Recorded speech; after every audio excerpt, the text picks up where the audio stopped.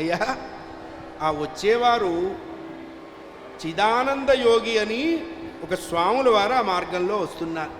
మంచి ఎండ, ఆయన ఇవేం పట్టించుకోలా, భగవన్నామం చేస్తూ వస్తున్నాడు. ఈ పిల్లవాడు గబగబా ఎదురు వెళ్ళాడండి. ఆ ఎర్రగా కాలిపోతున్న ఆ ఇసక పర్రలో దండవత్తు ప్రణామం చేశాడు. ఒక కర్ర నేల మీద పడ్డట్టుగా పడి దండం పెట్టాడు. ఆశ్చర్యపోయినాడు స్వాములు వారు. రే అబ్బాయ్, ఒళ్ళు కాలిపోతుందిరా ఇసకలో, లేచాడు. స్వామి, ఇవాళ నా అదృష్టం, మీ బోటి వాళ్ళ దర్శనం అయింది. పెద్దలు ఎప్పుడు పడితే అప్పుడు వస్తారా? వాళ్ళు వచ్చినప్పుడు వాళ్ళ కాళ్ళు పట్టుకోవాలి. అదృష్టం ఎప్పుడో ఒక్కసారే తలుపు కొడుతుంది, దురదృష్టం మనం తలుపు తీసే వరకు కొడుతూనే ఉంటుంది. అందుకనే అదృష్టం రావటం కష్టం, దురదృష్టం తొందరగా వస్తుంది.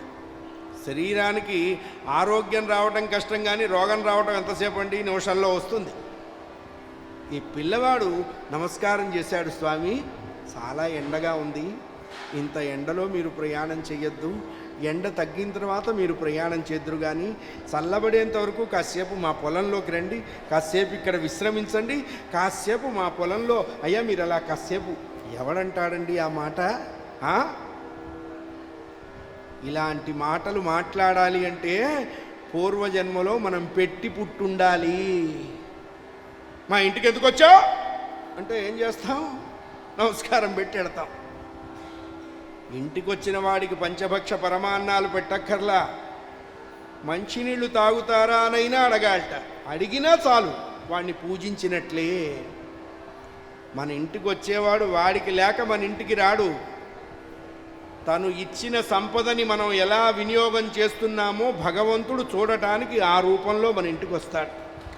అందుకనే ఈ జన్మలో దరిద్రం ఎందుకు అనుభవిస్తున్నావు అన్నారు. పూర్వజన్మలో బాగా ఉందయ్యా, ఎవడొచ్చినా లేదు, పో పని చేసుకో, దున్నపోతులాగున్నావు, ఈ మాటలన్నీ మాట్లాడుతుంటాం.